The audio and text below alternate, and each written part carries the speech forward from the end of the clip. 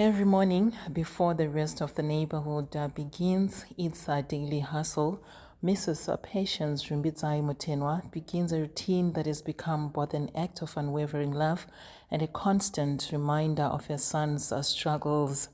Her first task is to check on 7-year-old Inan Gwarimbo. She gently cleans him, prepares his feed, and ensures that the feeding tube attached to his stomach is functioning properly. Unlike other children his age who wake up eager to go to school, play games, and spend time with friends, Inan spends most of his days lying on a sofa inside the family's small house in Destiny Hobhouse. For 7 years, this sofa has been his world. His condition has robbed him of the simple joys of childhood, while his mother has devoted every day to providing the specialized care he needs to survive. Ini ndinoitwa Patience Mutero, ndinogara ku Destiny pa 327 Destiny iri muHobhouse. Ndine wana wangu watatu wese wakomana.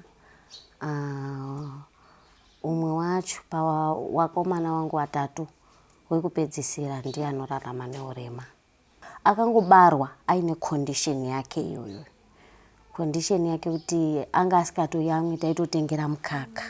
Saka angoba hana kuchema mwana. Pakuzvarwa kwemwana hana kuchema ba. Akazochema mwana ane 6 weeks ndo pakatanga kuchema mwana. Patakatanga kuona kuti mwana uyu. Saka taingoita zvosvinira mukaka, tichimupa mwana mukaka, tichisvinira tichipa mwana mukaka. Saka ndo pakazobva kunzi ane chakati mushure mekunge tichienda kwana chiremba. Ozondudza kuti mwana wenyu ane maconditions, condition inonzi cerebral palsy. Haana kuchema mwana wenyu, anonzi delayed milestones, iri brain damage.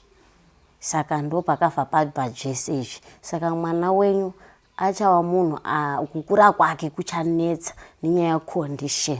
Saka mozozvigashira samai. Zvakambondibata. Ndaiti ndikamuka ndikatarisa mwana anga ine especially asikayamwi. Ndaitotyawo nekuti anga ari kamunhu kadoko kekuti kutogeza chaiko mbuya wake ndo aitogeza. Ndaitotya kuti ndinobata papi. Asi nenyaya yekuzoti unenge uchingodzidziswawo uchionawo matelevision matambudziko evamwe vanhu ndopaunozosimbiswa. Zamara ndazotozvigashira kuti ndo dambudziko rine mwana. Nenyaya yekuti kugara muchipatara unoona zvakawanda. Saka unosimbiswa nematambudziko anenge ari pama-next doors ako. Vana chiremba vakati hanzi itai zvekutotenga mukaka. Muchiita zvekuisa mukakapu kadoko. Muchimuisira mbichana. Asi nguva zhinji mwana uyu anga ari muchipatara aitofidha nemumhino. Ndo nguva zhinji yake. Ndo kukura kwake kutokurira muchipatara. 2 weeks ndiri muchipatara, 3 days ndiri kumba. 1 month ndiri muchipatara, 1 week ndiri kumba. Saka kukura kwake kutofidwa kwake muchipatara. Ndaimboti ndiri kumba kunoku ndichipa masolids. Asi dambudziko raizoita aiita zigararwa. Rekuti aitoti muchibuda padhuwa maitozvinzwa kuti mune something chiri munomu. Wozoona mune kamunhu. Zambara chiremba kuti dambudziko riri pahuro pemwana. Anomedza neside risiriro. Saka mwana takumubora padumbu. Ndo paakufidha napo achidya maliquids. Chikafu chaanofanira kudya mukaka unonzi Pedsure unotengeswa mufamasi. Asi inini I can't afford. Saka zvandinoita mukudyisa kwangu ndotombobika porridge. Asi ndobika porridge riya mashushu. Porridge ritetetete riya. Ndoisa sirinji yangu chubhu yemwana. Ndovhura apa. Ndavhura ndoisa chikafu changu chemwana chopinda. Saka chubhu haikwanisi kupinda masadza, haikwanisi kupinda zvinhu zvakaomarara. Saka chandokwanisa kumpa iporridge nemahewu. Mukaka iapo neapo mushure mekunge ndawana mari. ndomufidha makuseni ndabva kumusika zvekuma 7 ma 10 ma 1 nemanheru.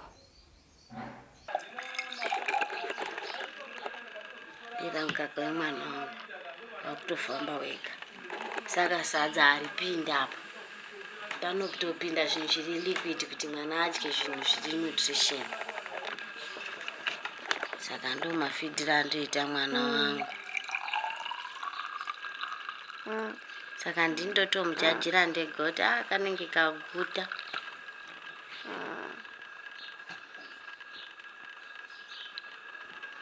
Ndapedza kufidha mwana wangu ndovhara apa zvatoita.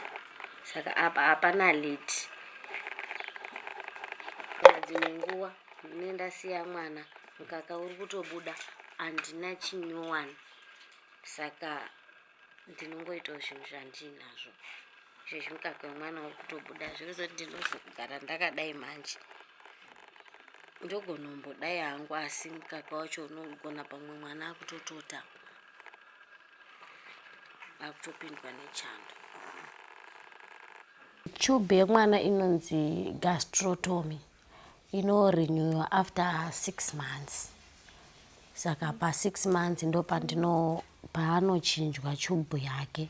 Seizvezvi hatisati dzasvika 6 months asi tumaclip twatobva, asi due to mari yekuti ndiende naye aiswe imwe tube handina, saka ndinenge ndichimbosupplementa nezvandokwanisa kuvhara kuti tube yacho isarase chikafu chapinda mukati.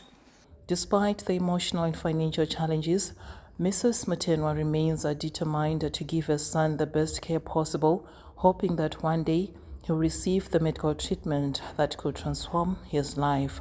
Dai zvaikwanisika ndakambonzwa kuti kunana India vanombozamawo vanhu vane maconditions akadai, akwanisawo kuti akakwanisawo kumisa hake musoro, nokuti izvezvi musoro wacho unosheka.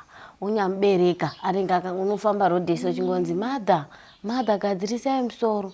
Saka zvinhu zviri so touching uine mwana akadai rodhi yese 1 2 netumakumbo, pakaitawo hapo chekuti abatsiridzike kana kumaphysiotherapy unoenda, asi akawanawo kana kudzimwe nyika ndakanzoti vanogona kumbotraya kumubatsira kuti akwanisewo hake kana akangosimudza hake musoro kana kuti backbone yake ikambobatwawo kuti kungogara zvake chete.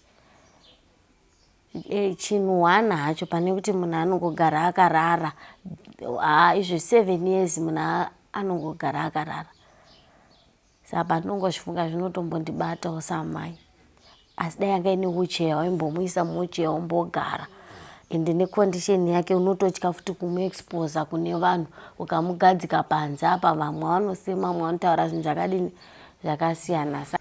Dambudziko raamai ava rakakura vanhu vaMwari, rinoda rubatsiro kubva kwamuri mimi vanhu hama.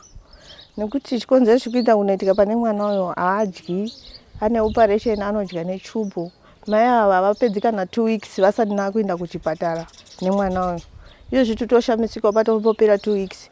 Kana 2 weeks dzacho pamwe pacho atogari pano pamba, tozongosara tichingonzi munopamba vaenda nemwana kuchipatara. Saka mwana uyu unoda rubatsiro kubva kwamuri mimi vanhu vaMwari. Baba wacho vakasoenda, inini ndinotengesa musika, ndinomuka na 4 o'clock, ndinosiya mwana ega ndovharira mwana door, ndoenda kumusika, ndodzoka ndochindobikira mwana wangu, ndomupa chikafu, ndotanga kuita zvepamusika pangu, ndokurarama kwangu. Kana ndatofunga kuti ndodaenda kutaundi kumbotsvaga mazepe, ndotokira door mwana. Nemhaka yekuti vanhu vari surrounding vanotya kutosara naye nenyaya yecondition yainayo. Saka ndinozoguma ndatoti kuti ndiraramewo kushanda, hapana chinhu chinouya wakadini wakagara. Saka ndinoloka door rangu, ndosiya mwana, ndoenda kumusika. Kuruzhinji rweZimbabwe zvandingada kubatsirwa nazvo, chekutotanga mukaka yemwana, iwe kuti amwe mukaka. 2 dai ndaiwana pekuti ndinogarawo pekuti apa panoti pangu nemwana pakasununguka pekuti ndinenge ndinatsoziva kuti apa ndiri free, ndinewo maproject andinoita ekuti kana kuti ndichengeta like huku kana kuti kuwandudzirwawo business rangu. Ndofunga maona ndine musika wangu uri panze zvikati wandidzo inoti ndinoenda everyday kumusika nenyaya yekuti ndinenge ndisina mari yakadini yakawanda yekuti ndinohodha. Saka ndotenga tukapera mangwana ndakufuma futi ndakusiya futi mwana. Saka dai ndawanawo project yekuti ndingabatsirwewo pekugara kana kuti panewo magetsi pekuti nechibhlende mwana wangu anowana chikafu chake ndikablenda chikafu chine manutrients ese mwana wangu odya chikafu chake chine utano.